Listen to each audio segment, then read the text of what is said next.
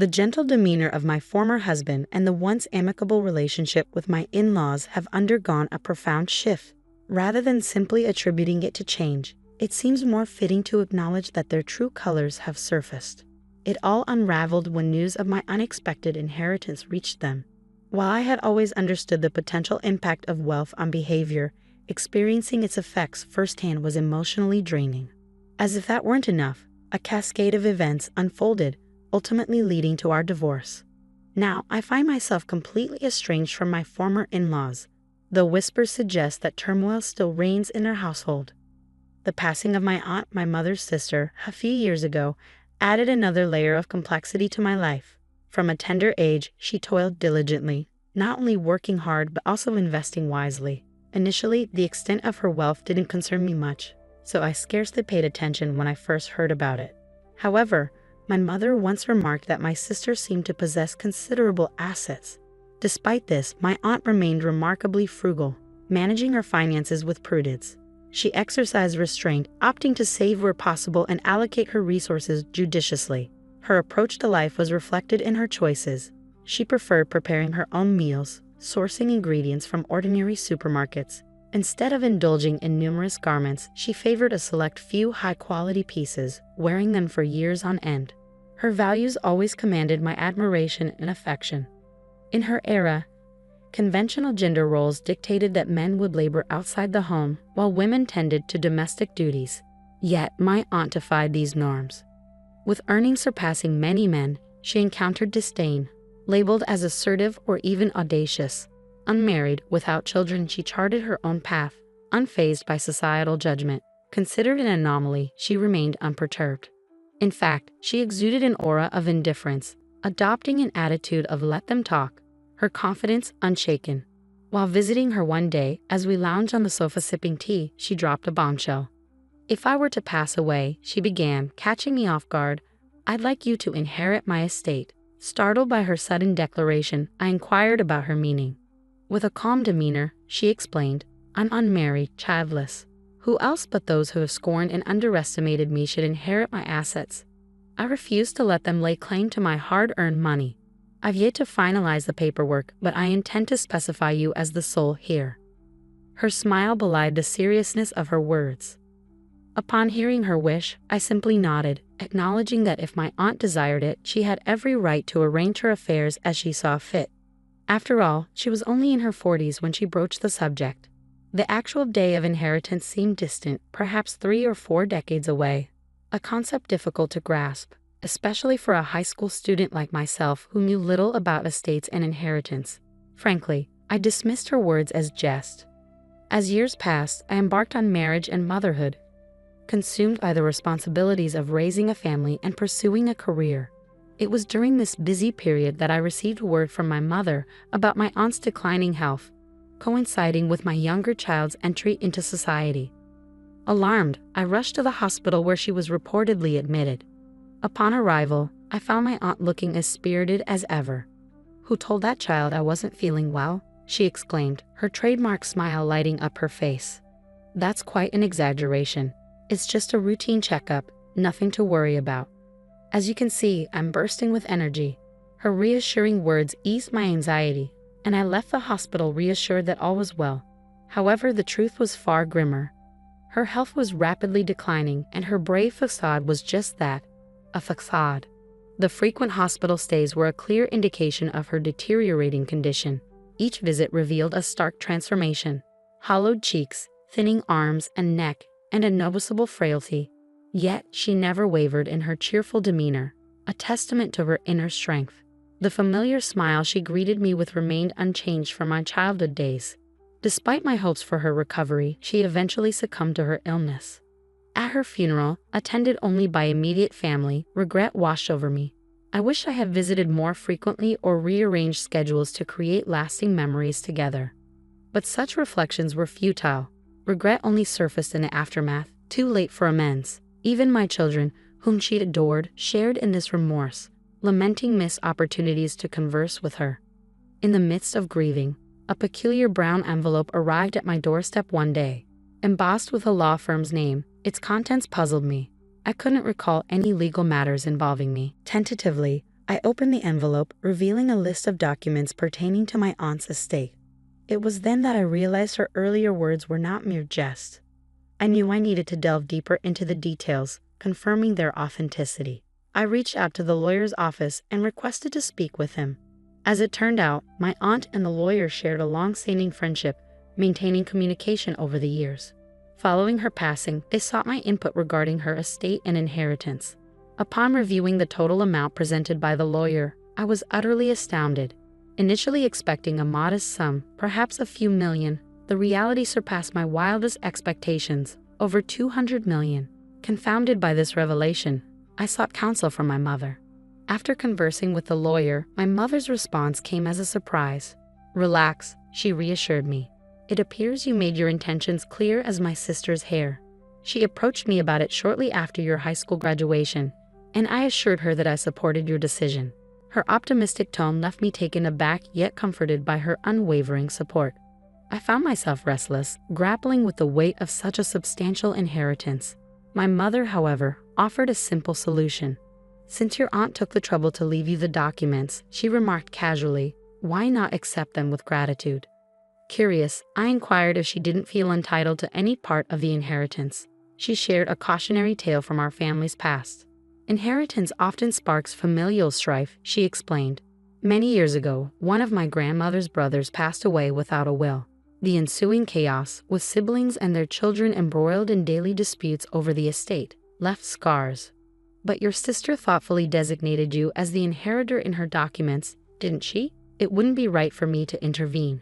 However, do tread carefully with your in-laws and husband," she added with a nostalgic sigh, reminiscing about bygone days. Despite her advice, I dismissed any concerns, confident that my husband wouldn't fret over such matters. Little did I know, reality would soon veer in an unexpected direction. A few days later, my ex-husband, his demeanor somewhat unsettled, broached the subject. "Could that document from the lawyer's office be related to the estate?" he queried. Surprised, I pondered how he knew about it. Yet, with nothing to hide, I confessed. His eyes sparked with interest, and he wasted no time in probing about the inheritance's magnitude. A sense of unease settled over me as I observed my husband's smug demeanor. Desperate to shift the conversation, I hastily threw out a figure, estimating the inheritance at around $7 million. Yet, his keen intuition detected the disparity, prompting him to press further, insisting on a thorough investigation. Initially, I brushed off his persistence with indifference, but as his inquiries persisted, annoyance crept in. "I've already told you, it's $7 million, I retorted firmly, exasperated by his insistent probing. His demeanor shifted inexplicably the following day, as he began to ignore me altogether. The sudden coldness caught me off guard. Being treated with such indifference was unfamiliar territory. Both of us, driven by pride, maintained our silence, allowing 2 months to pass in strained silence. During this tense period, my former in-laws, typically meticulous about announcing their visits, arrived unannounced. The unexpected appearance left me apprehensive, wondering if something significant had occurred to prompt their sudden visit. "We've heard about your recent inheritance from your aunt, over $100 million, isn't it?" my ex-father-in-law remarked, with my ex-mother-in-law nodding in agreement, her smile wide. "Our home is showing its age, and we've been contemplating renovations. We're proud of our son for marrying someone as wonderful as you. How about we expand the house and include a room for you as well? It's a golden opportunity, don't you think? Why not consider living together?" Their proposal left me reeling. Not only was I astonished that my ex-husband knew the precise amount of my inheritance, but I was also taken aback by my in-laws' audacity in considering using the money for their own benefit. Excitement bubbled between them as they delved into details, discussing upgrades like an island kitchen and making the house more accessible. Unable to contain my dismay, I interjected, "Please refrain from making decisions without consulting me." Undeterred, they continued, mentioning they had already sought a cost estimate. It was evident they were banking on my inheritance, oblivious to the impropriety of their actions. Feeling overwhelmed by the day's events, I struggled to find the right words. Preferring to avoid an emotional outburst, I simply requested that my in-laws leave for the day. Later that evening, when my husband returned from work, I confronted him. Initially evasive, he eventually confessed to snooping through my belongings, discovering the bank book detailing my inheritance. Its usual place was tucked deep inside my dresser, indicating he had thoroughly searched the room. His invasive behavior left me deeply disappointed. I recounted the day's events with his parents, expecting understanding or remorse. Instead, to my astonishment, he justified his actions. As a couple, our finances are shared, he argued. Your inheritance is as much mine as it is yours. It's only logical to use it for renovating my parents' house. In fact, you're in the wrong for concealing the true amount of the inheritance. Despite my attempts to reason with him, my ex-husband remained steadfast in his belief that my parents' actions were justified, placing the blame squarely on me. His insistence on this single incident was exasperating enough. But what came next left me dumbfounded. In the midst of our conversation, he casually dropped the bombshell that he had quit his job. Caught off guard, I demanded clarification. His response only added to my disbelief. With your newfound wealth, I don't see the need for me to work, he explained nonchalantly. Why subject yourself to the stress and discomfort of a job when we can lead a carefree life, supported by your finances? Renovating my parents' house would elevate your status as their daughter-in-law, bringing only benefits. Why are you so opposed when it's all advantages? His words, delivered with an air of frustration, left me feeling utterly disillusioned. It was clear he was beyond reasoning with. I expressed my willingness to consider the renovation but made it clear that I wouldn't be funding it. This sparked another furious outburst from my ex-husband. The plans are already in motion, he spat angrily. At that point, I ceased to engage, choosing instead to ignore his tirade. The following day, my ex-husband arrived with his parents, asserting that the situation had changed. Changed? You're the one making decisions without consulting me, I retorted, frustration seeping into my voice. Even if I had agreed, why would I be obligated to fund it? This money isn't meant for renovating your parents' house or supporting a son who quit his job without discussion. After all the kindness we've extended to you, and now in light of your newfound wealth, you have the audacity to call me stingy. Disillusioned by their true nature, I declared there was nothing left to discuss and urged them to leave. My ex-husband, sensing the gravity of the situation, panicked. Are you saying we're getting divorced over this? He stammered anxiously. I responded calmly, informing him that we would discuss the matter with a lawyer. With that, I escorted them out and retreated to a business hotel, seeking solace amidst the turmoil. Despite my attempts to sever ties, my ex-husband persisted, bombarding me with messages professing his refusal to accept divorce and insisting he still loved me. I responded with a blunt truth. He likely loved my money, not me, before silencing my phone. The following day, seeking solace and counsel, I turned to my parents, divulging the harrowing events that had unfolded. While they were disappointed, their lack of shock spoke volumes. When the conversation turned to my future, I made it clear that divorce was the only option I entertained. My mother urged me to stand firm, recognizing his reluctance to let go. They also advised me to delve deeper, to uncover any additional wrongdoing. Driven by a need for closure, I engaged a detective agency, uncovering unsettling truths about his nocturnal activities. The discovery, coupled with my personal boundaries, solidified my resolve. Armed with newfound clarity, I sought out a seasoned divorce lawyer, initiating the legal proceedings necessary to untangle myself from my then-husband's grasp. Naturally, my ex-husband didn't take my decision well. It wasn't merely a refusal. He demanded compensation and asset division, insisting, if you want a divorce, pay up. However, when our lawyer clarified that my inheritance didn't qualify as marital assets and thus wasn't subject to division, he vehemently protested, refusing to accept the verdict. When confronted with a hypothetical scenario by the lawyer, if he would share his inherited assets with me, he fell silent, unable to justify his position. Despite the lawyer's efforts to reason with him, my ex-husband remained obstinate. Tears welled in his eyes as he pleaded with me to foot the bill for the renovations. Naturally, I refused, leaving him crestfallen. Later, I learned that he had already completed the renovations, assuming I would foot the bill. To make matters worse, the meticulous renovations far exceeded what I had estimated, astonishingly totaling over 7 million yen. It appears my ex-husband's reluctance to divorce stems from his inability to afford the associated payments. This reinforces my stance that I shouldn't be responsible for funding the renovations of his parents' home, regardless of our marital status. Despite this, he shamelessly attempted to negotiate, proposing that I cover half of the costs. However, his efforts were swiftly thwarted when my lawyer threatened legal action for extortion. Undeterred, my ex-husband's parents took matters into their own hands, appearing unannounced at my family's home. Their unwelcome intrusion escalated into a confrontation, prompting my father to intervene. In their haste to flee, they damaged a potted plant at our entrance, prompting us to involve the police. When the authorities arrived to hear our account, the situation turned violent, resulting in their arrest. Naturally, news of the incident spread throughout the neighborhood, fueling gossip that persisted even after their release.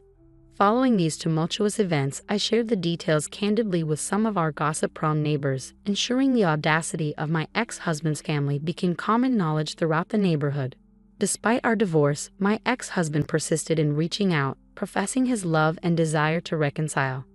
To protect myself, I obtained a restraining order through my lawyer. However, knowing that restraining orders have a limited duration, typically lasting up to 6 months, and considering my ex-husband's disregard for boundaries, I feared potential future retaliation. Consequently, I made the difficult decision to relocate with my parents. Though I grappled with guilt over uprooting them from their familiar surroundings, the safety and security of my family outweighed any other consideration.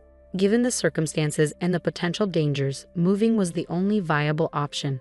We made our escape under the cover of night, as if fleeing from imminent danger. Once we settled into our new home, I gathered the children to share the news. Understandably, they were taken aback, but they empathized with my decision, acknowledging, "If that's what you feel is necessary, we support you." Life carried on smoothly thereafter until my worst fears were realized. Despite the restraining order, reports surfaced of my ex-husband lingering around our former family home. A vigilant police officer intervened, questioning him and discovering a small knife concealed in his pocket, leading to his arrest.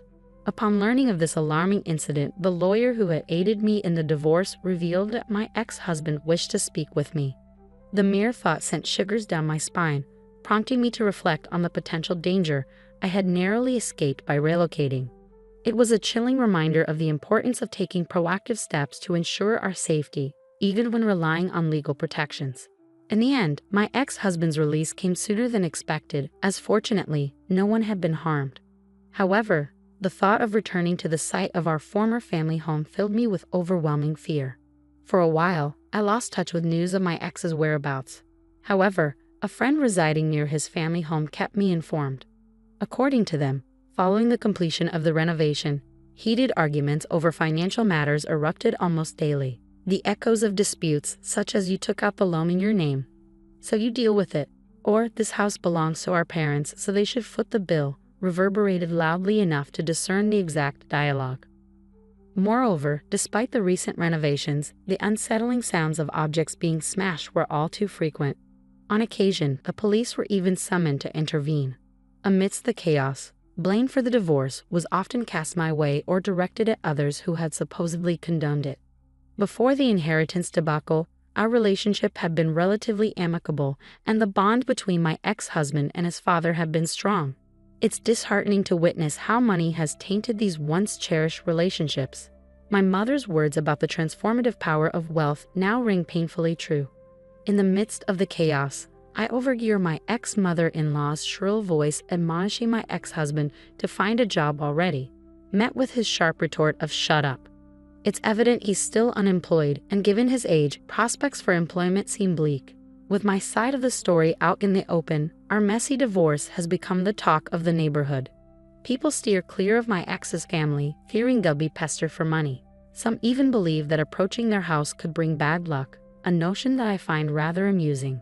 As for myself, I now reside in a slightly larger rental apartment with my parents. Though they urge me to prioritize my own happiness, thoughts of remarriage hardly cross my mind. I've made peace with the idea of spending the rest of my days alongside them. I harbor a certain apprehension that disclosing my inheritance to a potential partner could lead to a similar transformation as my ex underwent. Furthermore, my lifestyle hasn't changed much. I never indulged in lavish hobbies or extravagant spending. Instead, I intend to utilize my inheritance for the well-being of my parents and myself, whether that means providing for our care in old age or celebrating significant milestones in our family's life. such as weddings or the arrival of grandchildren. The inheritance I received isn't the kind of sum that can be squandered with frivolous spending. It represents the legacy left behind by my esteemed aunt, and I am determined to handle it with the same care and prudence that she demonstrated. Lately, as I've been working part-time, I've also been delving into the world of investments and financial management. It's a complex field that commands respect, and it deepens my admiration for my aunt's astute handling of her finances over the years. While my parents and I lead contented lives, snippets of news occasionally filter through about the precarious situation my ex-husband and his family find themselves in. However, since our divorce, they are now strangers to me. Whatever challenges they may be facing, I hope they find resolution without entangling others in their affairs.